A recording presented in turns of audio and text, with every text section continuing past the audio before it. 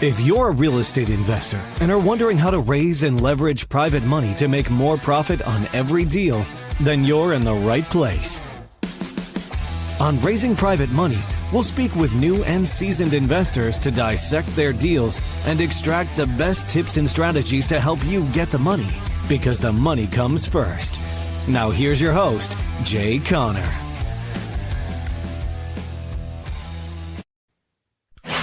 Welcome to RAIN, the Real Estate Investor Growth Network with your hostess, Josey. Join like-minded real estate investors and accelerate your business towards greatness. You will hear step-by-step strategies for success, interviews with real estate rock stars, and we will dig deep into past projects where we bear it all, including the good, the bad, and some just plain ugly. So get excited. Here's the bestower of badassery herself, the real Josey. Listener discretion is advised.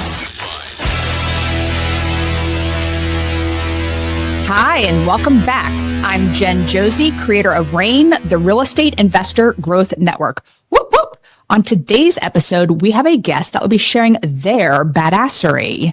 We have with us Jay Conner, a seasoned real estate investor who's been transforming the industry since 2003.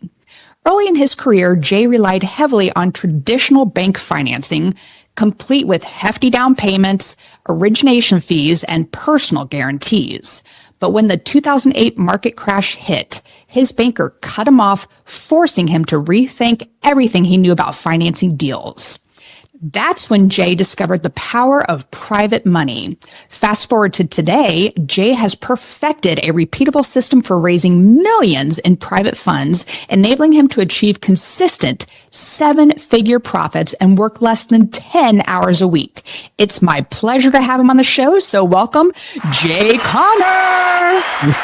Jen, thank you so much for inviting me to come along, talk about my favorite subject that I'm so passionate about, that being private money. And why am I so passionate about it? I'll tell you why.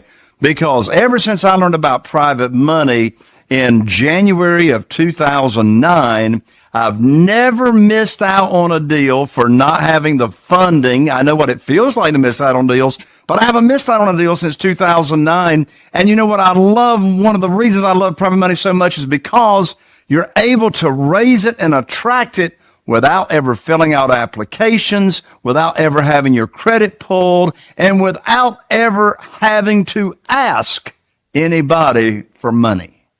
Wow. Well, I cannot wait for this interview because private money, I actually just lent out money like 2 or 3 days ago. It's been a hot minute since I've been a private money lender. So I need a good refresher. It's someone who I completely trust, but I'm so excited for this one. So how did you get involved in real estate way back in 2003? Okay, well, I was raised in the mobile home business, and you being a North Carolinian, I bet you still see a few mobile homes on the countryside. Now, we were real fancy. We called them manufactured houses, but they were mobile homes. They started out as being called wobbly boxes and trailers way back in the day.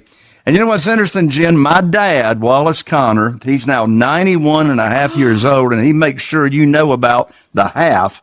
He's 91 and a half years old. He is building right now a 350 home development. He's halfway built out. And I told Dad, I said, don't you dare kick the bucket on me and leave all that mess behind. You got to clean this up before you go see Jesus. But anyway, my dad, Wallace Conner, he was the Conner Homes, Conner Corporation, Conner Mobile Homes, was the largest retailer of mobile homes in the nation. Wow. In the heyday. So I was raised with my dad in a family that we went about serving, helping people own affordable housing. Now, unfortunately, the demand is still there, but the financing is gone. Yeah. So in 2002 is when the entire industry fell out of favor with Wall Street. No more financing for the consumer to buy mobile homes, and people back then weren't walking around with $25,000 or $30,000 to buy a single wide. So we woke up one day, Jen, with $22 million of wholesale inventory My and goodness. no way to sell it. So we almost had to file bankruptcy, but we didn't. We were able to work out deals with our vendors. And so it's a whole lot more fun starting a business than it is shutting down a business, I assure you. It took us a year and a half to liquidate all that out. So that was 2003. I knew if I ever got out of mobile homes, I wanted to get into single family houses. And that's because 10 years earlier in 1993, dear friends of mine and my wife, Carol Joy, Craig and Kim, they lived in New Bern, North Carolina in 1993. They still live there now. And they wanted to build their house, but they did not have any seed money, didn't have any down payment money.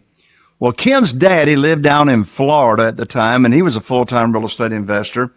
And he says, I'll tell you what, Craig and Kim, I'll come to New Bern and we'll find a fixer-upper. He said, I'll buy it. You all do the sweat equity and fix it up. We'll flip it and sell it. You keep the profit to build your house to get it started. Well, they did that, and they pocketed over $30,000 in less than 90 days. Wow.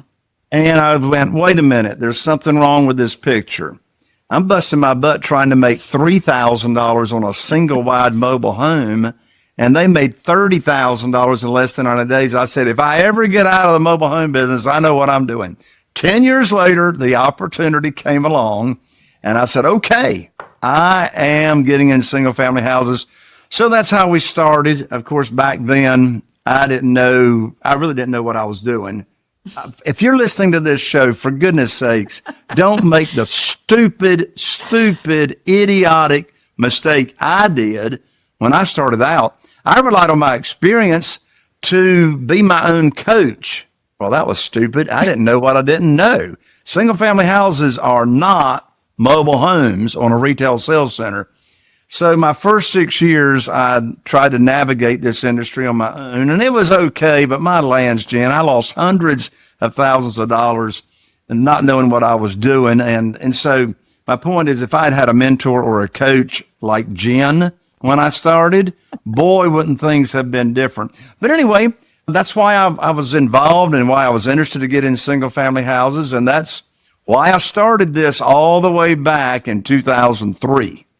And we on the RAIN podcast are big believers in investing in you and learning from people who have already made those mistakes so you don't lose all that money. So we are big believers of that. So let's start diving into the hot topic here of private money. And I just want to know, how does it compare? You were touching on this, but how does it compare to traditional financing? Ooh, doggies. Well, there's a lot of differences. By the way, if you don't know who said, woo, doggies, that was Jed Clampett on the Beverly Hillbillies. Anyway, so the difference is a big difference. I mean, there's 20 reasons why I love private money. I'm not going to cover all 20, but here's the big ones. First, let's differentiate what we're talking about. There's banks and mortgage companies, there's hard money lenders, and there's private lenders. So let's distinguish. So when I talk private money, I'm not talking hard money. So let's distinguish it real quick. You go to the local bank, you go to a mortgage company, the traditional way to borrow money, which I did the first 6 years, is I get on my hands and knees and I say, please fund my deal. And they make me pull my skirt up and show all my personal assets. And they pull my credit score and look at my financial statement and all that mess and do appraisals and all that. Well, you see, I did that the first 6 years, and it was okay until everything changed in January 2009. I'll tell that story if we have time. So you got the local bank. They make all the rules. They set the interest rate. They're the underwriter. The traditional way of borrowing money is everybody thinks whoever's got the money to loan out makes the rules. Not the case in this world of private money. So that's institutional money. Okay. Then you have hard money. So hard money is typically a broker that has gone out and raised private money from individuals to invest in their hard money lending fund. And then the hard money lender turns around and loans that out to real estate investors, charges origination fees, and et cetera. I'm not poo-pooing hard money lenders. Some of my best friends are hard money lenders. They use my techniques to go raise more money for their fund to loan out to us real estate investors. So with a hard money lender, as in contrast to the local bank or a mortgage lender, you're going to be able to close quicker, typically, with a hard money lender. They're still going to pull you credit, but you're still going to have to bring sizable down payments to the closing table. And their interest rates are pretty high. Right now, you're going to pay 12 to 14%, depending on who the hard money lender is. And they make the rules. They set the interest rate, right? Like an institutional lender or a bank. Then we have private money. Oh boy, oh boy. So private money is when you're doing business with an individual, a human being, just like you and me, that loans money out to us real estate investors, either from their liquid investment capital and or their retirement accounts. There's a conversation about self-directed IRAs.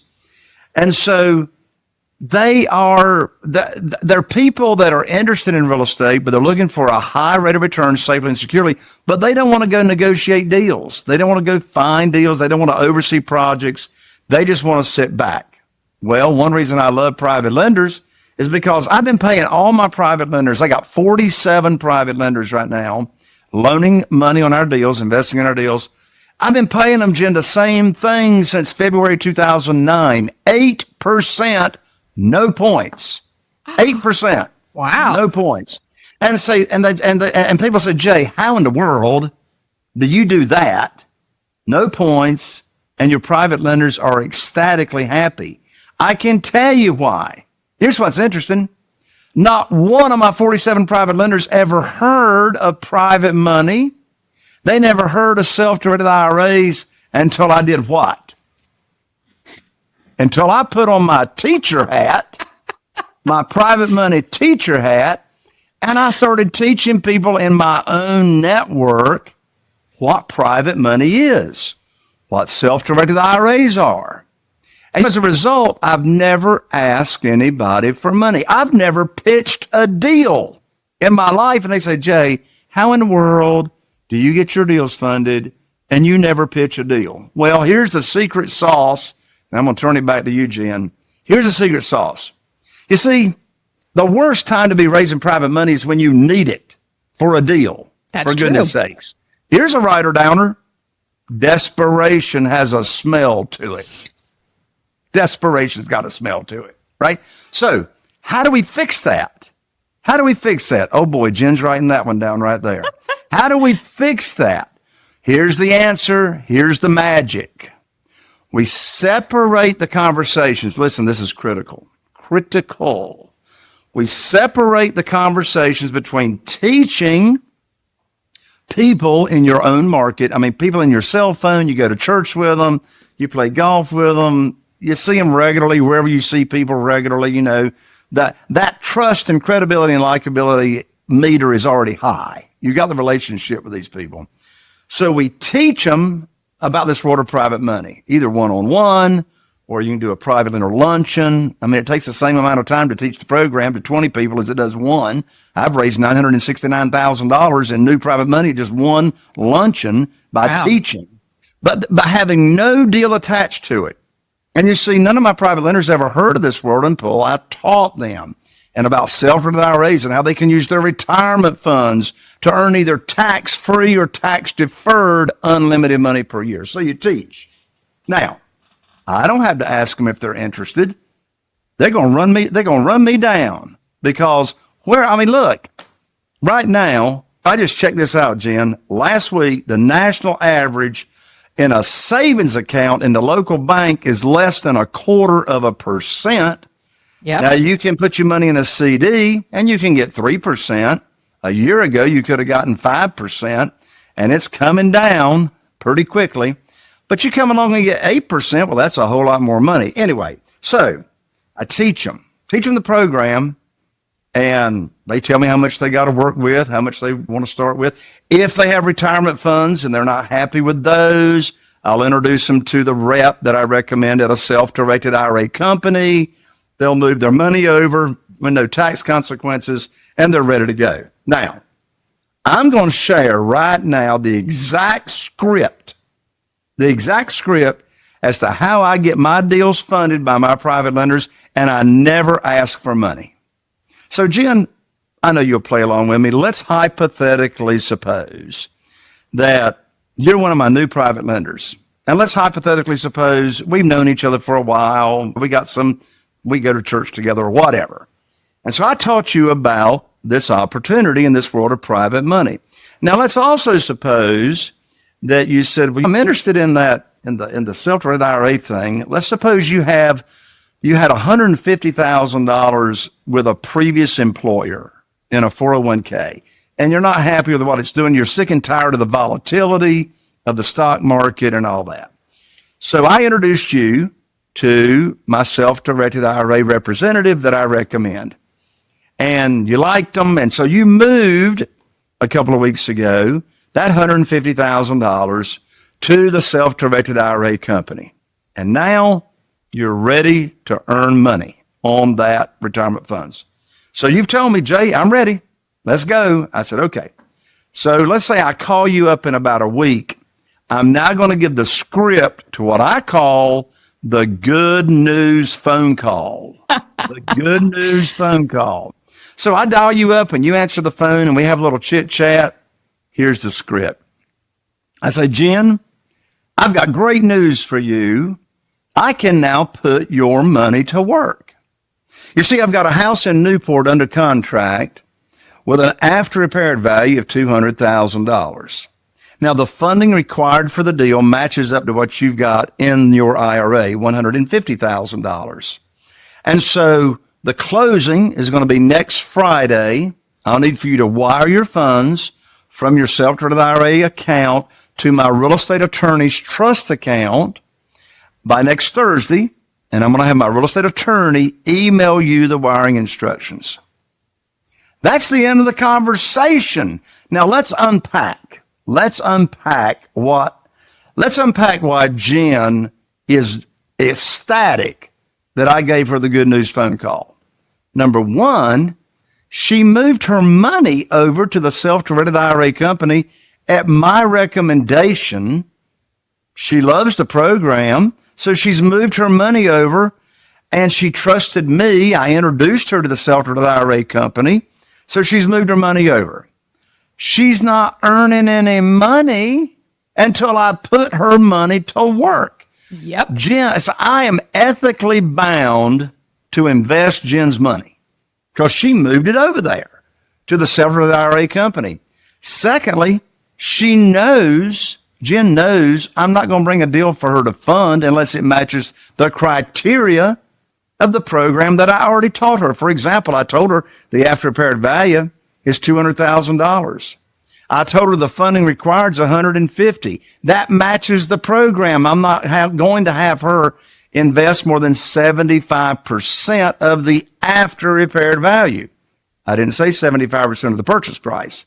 I bought it for $100,000. That's why I'm bringing home a check for $50,000 and taking none of my own money to the closing table.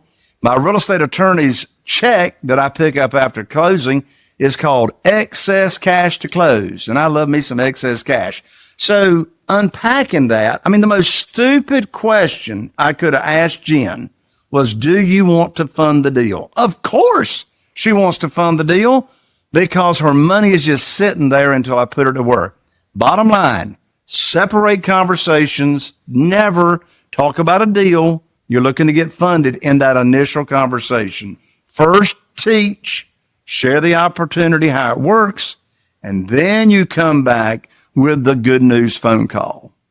I love that you call it the good news, and I have heard that from others as well, and I that is such a great strategy. And where do you think they got it? My young buck over there on my East Coast, Mr. Connor, with it. By the way, it's Conner, listeners. I got thank you. It going OR at the end.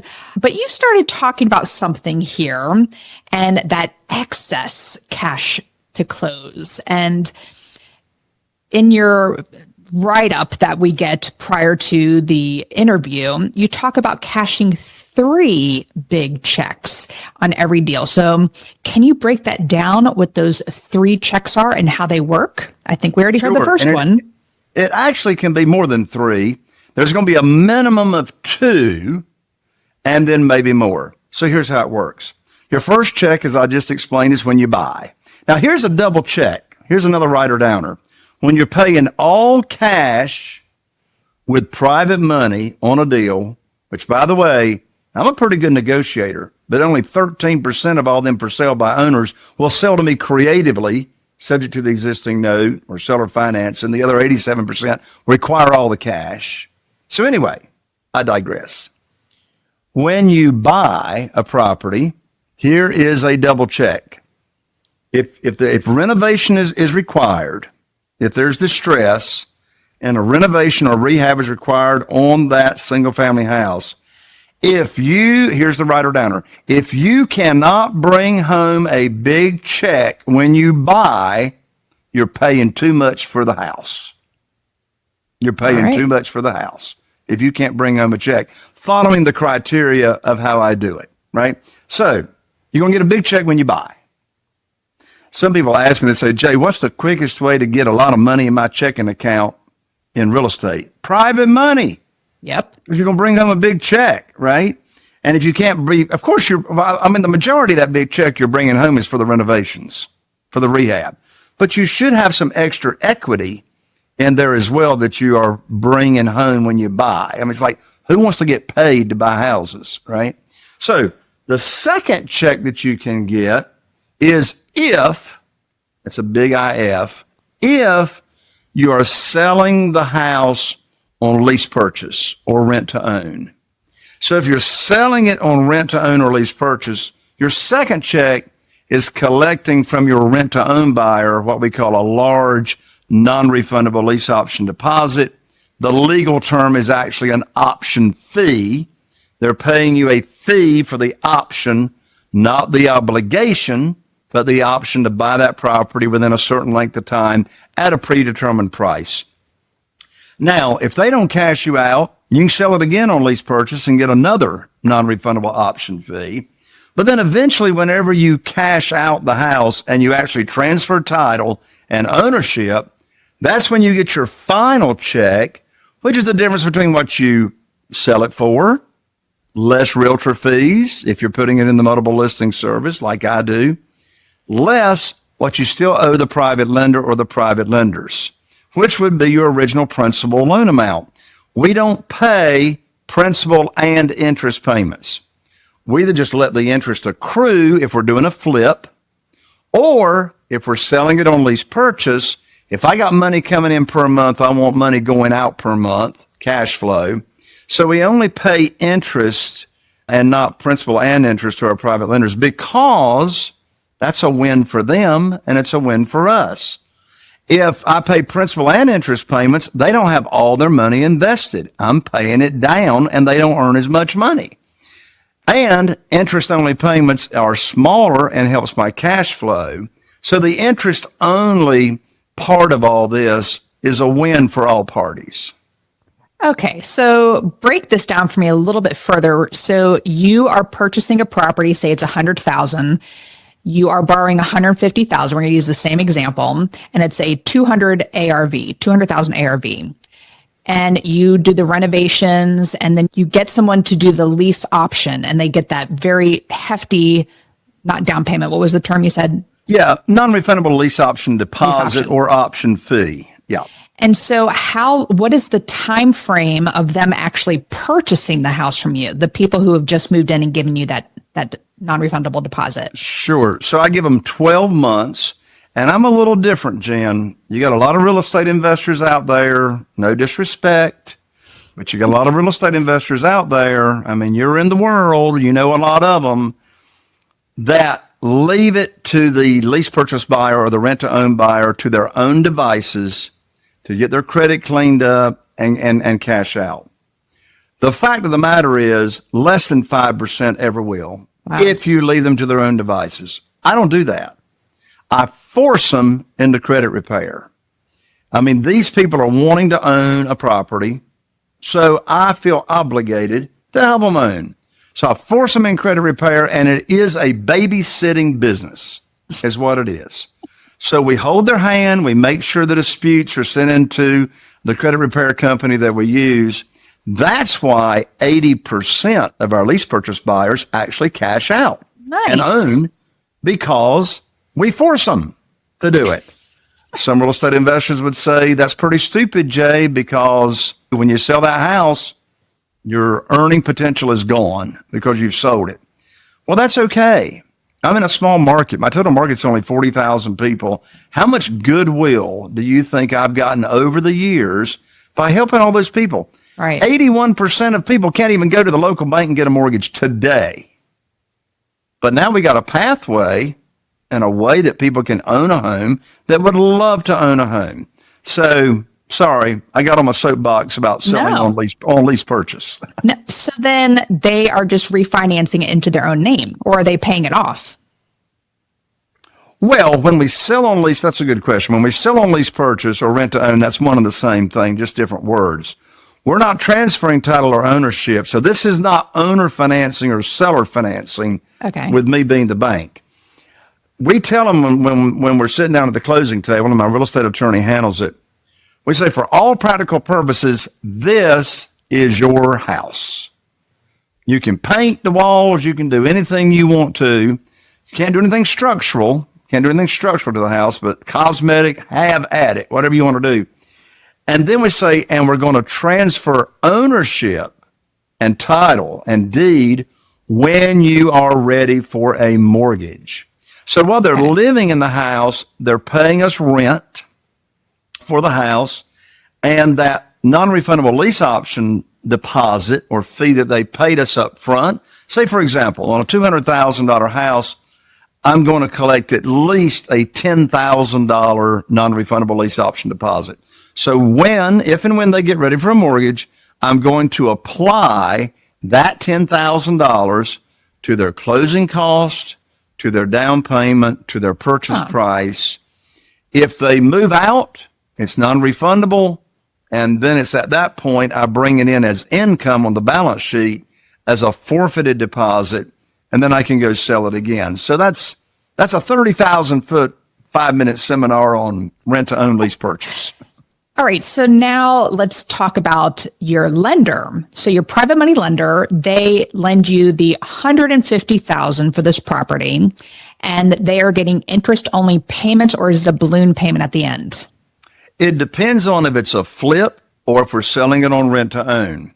I'm sticking to this rent to own because I love this whole idea. I'm digging deep into this, Jay. So Sure. So if we're selling it on rent to own, they are receiving monthly interest payments. Okay. I don't want interest to accrue when I've got monthly income coming in. So I want that positive cash flow between, of course, you know what rents have done the last 2 years here in North Carolina and the whole nation. It's crazy. We got a house here in Morehead City I'm thinking of specifically. And that rent-to-own buyer moved in 2019, for goodness sakes. They just paid me an additional $10,000 non-refundable lease option deposit to just buy one more year for them to get ready, whatever. So they pay a monthly rent. Okay. By the way, another little seminar here. I don't set the rent. The market does. Isn't that unconventional? So I put a house out there on the market, and we say, what's the most you can pay per month? Well, what's the rent?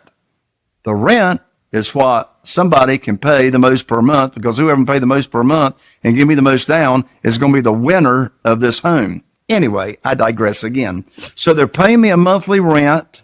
And here in North Carolina, you got to have separate documentation. The option agreement has got to be mutually exclusive from the rental agreement. So we have the North Carolina Residential Rental Agreement that's published by the Realtor Association. It's pretty good. I just use it. And then we have the option agreement, to where after 30 days, here's why I love selling on lease purchase, all the repairs are on the tenant buyer. All the repairs after 30 days. Now, the first 30 days, they tell me how did we get off on this, Jen? This ain't got nothing to do hardly with private money. But anyway, the first 30 days. I'm getting back to the private money lender. I'm getting back to it. You're getting back. But anyway, you see, you took me down this trail and got me all excited. But anyway, so they're making me a monthly payment. And of course, I'm paying a lesser payment per month to my private lender. I've got positive cash flow.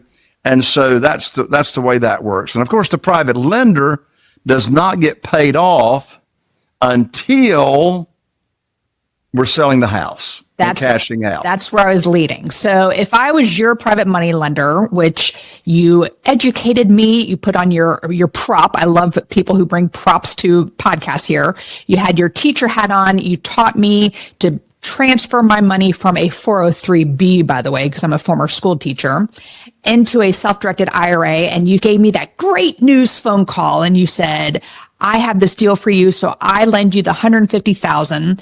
What is the length that from me transferring that money to you from that self-directed IRA for me to get my principal back? What is the typical time frame in the situation, the specific situation we are discussing here? So if you took that 403B money from being a former teacher and you moved it over to a self-directed IRA company, and now you're investing that money with me, loaning me that money, then I'm going to set that note up on 5 years. Why 5 years? Typically, I'm not going to use it for 5 years. But why 5 years? Because all the returns all the interest that your self-directed IRA account is earning, it's going to your account. It's not going to you. Yep. It's not going to, it's going to that account. Therefore, you're not looking for the money to live off of anyway. Now, in contrast to that, if you were using investment capital, just liquid funds and not retirement funds, then I would set that note up on 2 years instead of 5 years because you might want that back. But here's reality. None of my private lenders ever want their money back because when they get their money back, they're not earning any money. That's right. They know they can't put it anywhere else to get these kind of rates of return safely and securely. In fact, when I'll have a new private lender come on and we'll do a deal and I call them up with not the good news phone call, but it's really a sad news phone call.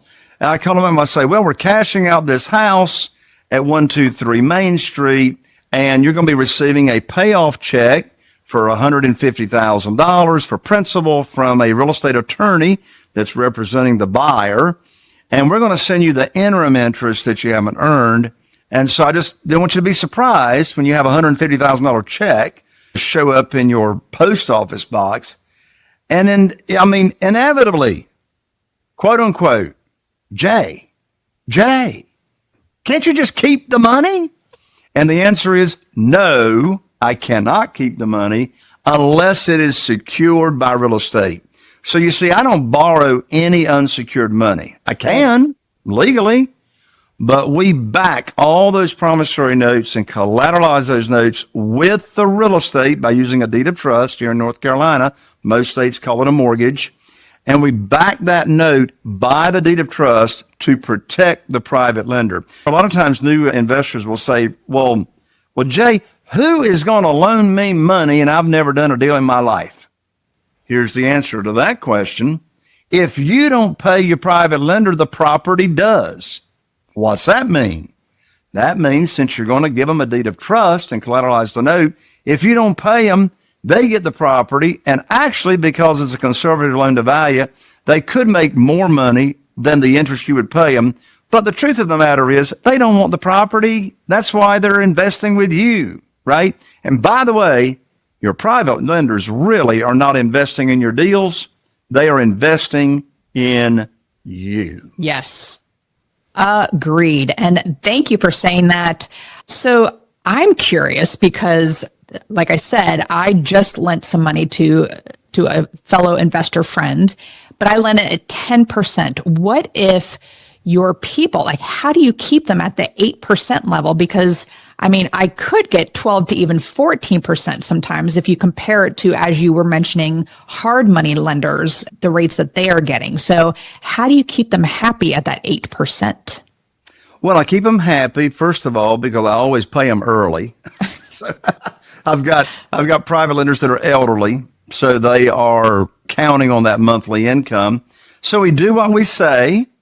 And over the years, I'm thinking of one private lender that lives up in the mountains in Tennessee. I got private lenders in 10 different states. That's another thing. You don't have to be doing business in your own backyard. I mean, your private lenders can be anywhere, and there's no limit to the number of private lenders you can have because we're not regulated by the Commissioner of Banks. But I had a phone call, I don't know, 2 or 3 years ago. And I mean, they're still just everything be. They're still private lenders with me now. And they said, well, Jay, rates are going up. When are you going up on rates? I said, well, I'm not going up on rates. Why aren't you going up on rates? Because I got more money than I can use. If you want your money back, let me send you a check and I'll put some of my other private lenders' money to work. Secondly, they don't want 3% or 4% or whatever in a local CD. I mean, and one additional answer I gave him, I said, look, what I do is I compare what I can pay my private lenders and then I can contrast that to what they can get in the local bank.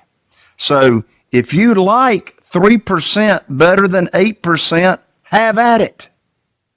Well said. And I have a lender who I'm specifically thinking of as well, who kept wanting more and more interest. And I said, I can't afford you anymore.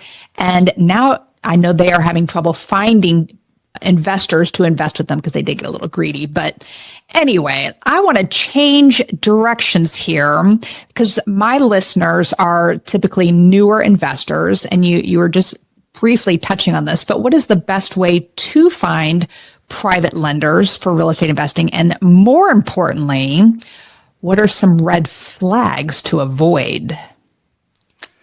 Excellent question. So first, let's start with the first part of that. Now, remind me of the red flags because I might forget it. Okay. But the first part, where do you find these people? There are 3 categories of people where you find these private lenders. The first category is what I call your warm market. Those are your connections. They're in your cell phone, your social media. You go to church with them. You play golf, whatever. You've got, I call it relationship capital. So you've already got some kind of relationship with these people.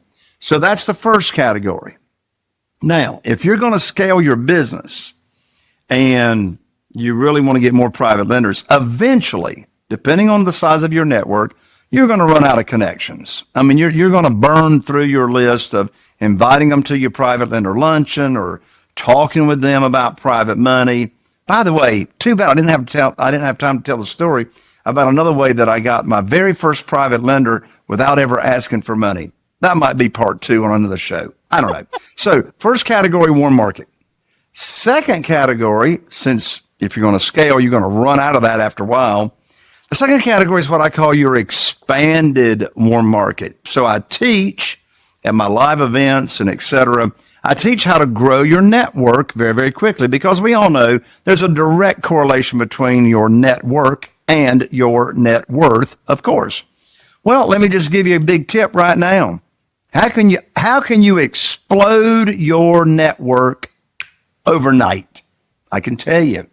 BNI, which stands for Business Networking International, even little old Morehead City, North Carolina, started a BNI back in 2007.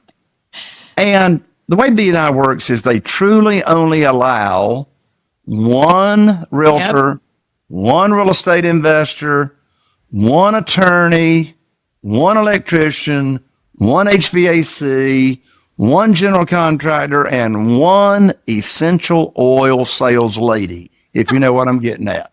So, BNI, the way it works is your fellow members of the local chapter, they are endorsing you, and they're bringing people to you that you want to get in front of.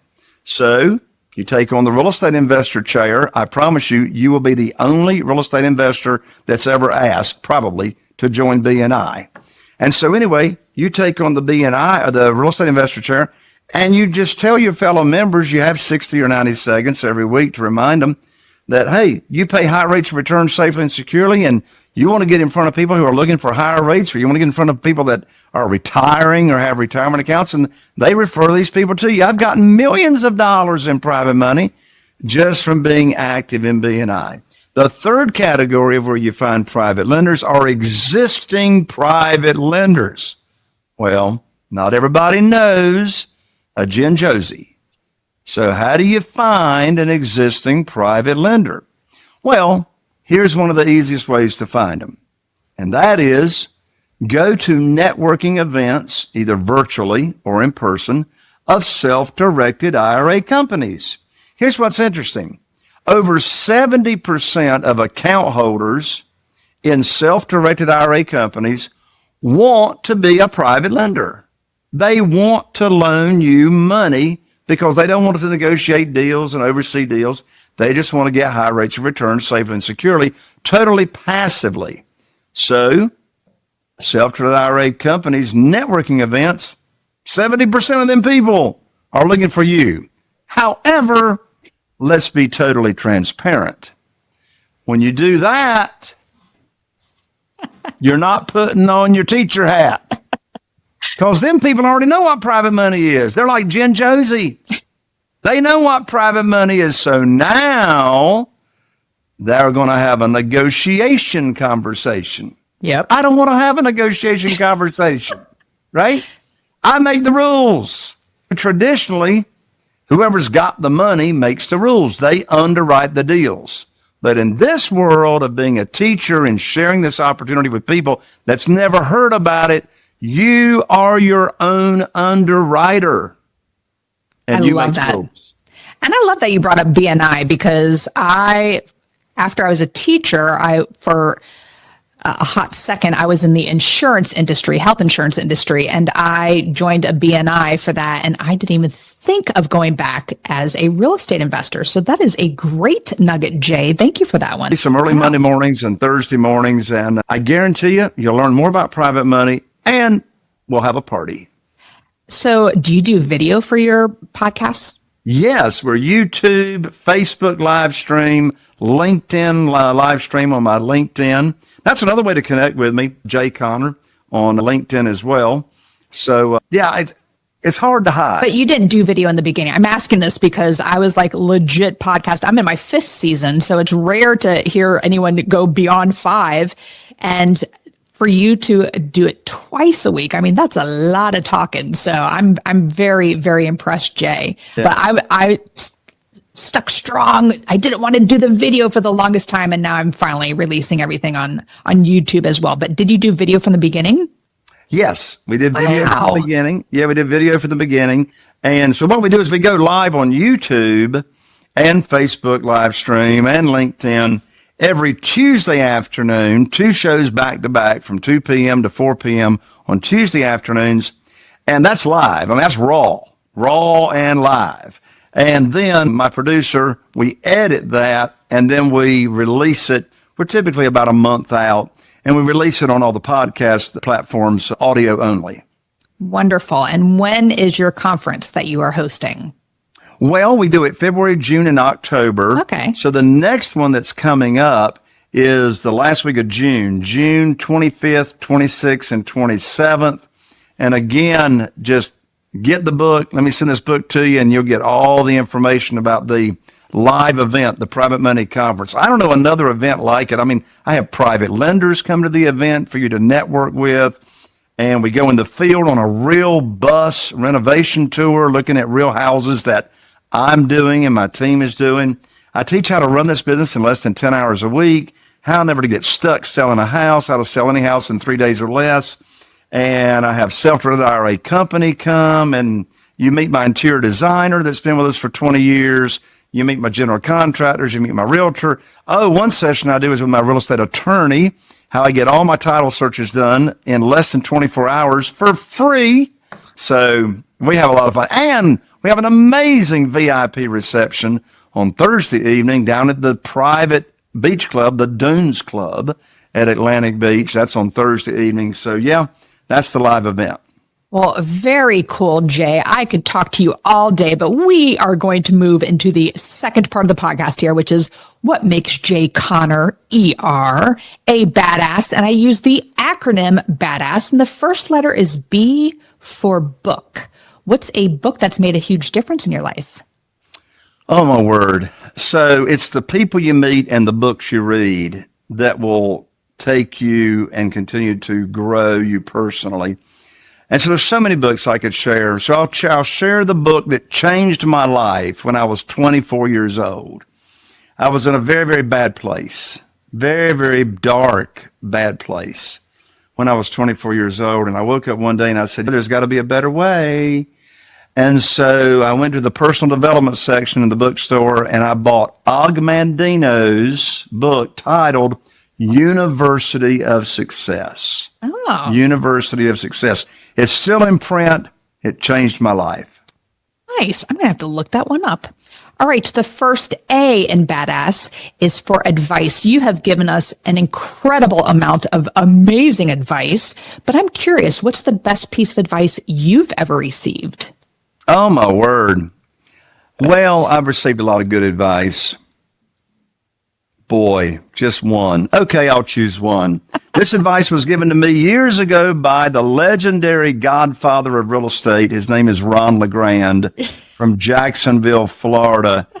And I'll never forget the day he said, Jay, what other people think about you is none of your business. I love that. And great guy. All right. The D in Badass is for drive. What drives you to be successful? A fear of failure. Oof. That is a good one. So what drives me to be successful, really, that's what it started out as, right? It started out as fear of failure. That's what drove me years ago. But really what drives me now is impact. Impact is what drives me. Well, Jay, I could talk to you all day, and I'm going to have to drive out to Morehead City. By the way, is it Sanitary Fish Market? Is that still? Yeah, the Sanitary Fish Market and Restaurant, Morehead City waterfront. It's been there over 80 years. And everything's fried there because I was like, oh, I can't eat anything here. But anyway. No, you can get it steamed and now you can get it grilled. Yes. Well, I remember when I first started teaching in Raleigh a couple years ago, and all the kids were wearing the Sanitary Fish Market t-shirts. And I'm like, what is this place? And I just drove out there just to make sure I got the shirt so I could be cool with the kids. But anyway. The final S in Badass J is success. What does success mean to Jay Connor, ER? Yeah, thank you for the ER. So success to me is, are you living your life in alignment with your core values? Mm. So do you know what your core values are? That's the first step. That's an activity I do in my mastermind because many people, they're just flying by the seat of their pants. So determining your core values is huge. So I'm sorry, keep going. Yes. No, that's it. And so, there's this thing called cognizant dissonance. And what cognizant dissonance is it's when the devil and Jesus are fighting with you on either side of your shoulder. And are you living out part of your life that's not in alignment with your core values? And so that is success. A synonym for me for success is I'm just pure T happy no matter what's going on in my life.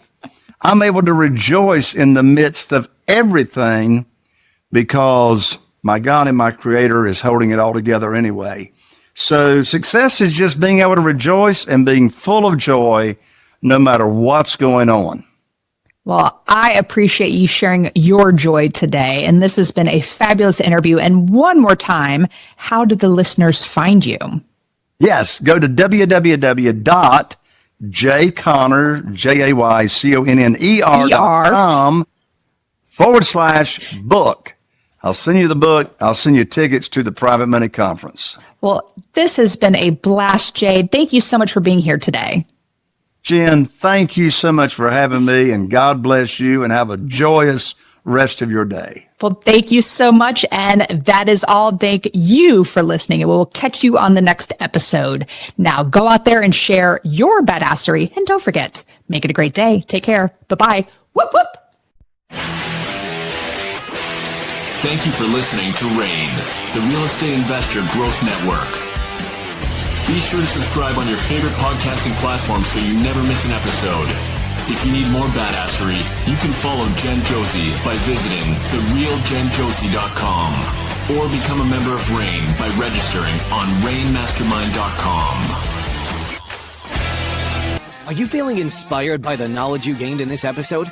Then head over to jconner.com/moneyguide. That's jconner.com/moneyguide and download your free guide that shares 7 reasons why private money will skyrocket your real estate investing business right now. Again, that's jconner.com/moneyguide to get your free guide. We'll see you next time on Raising Private Money with Jay Conner.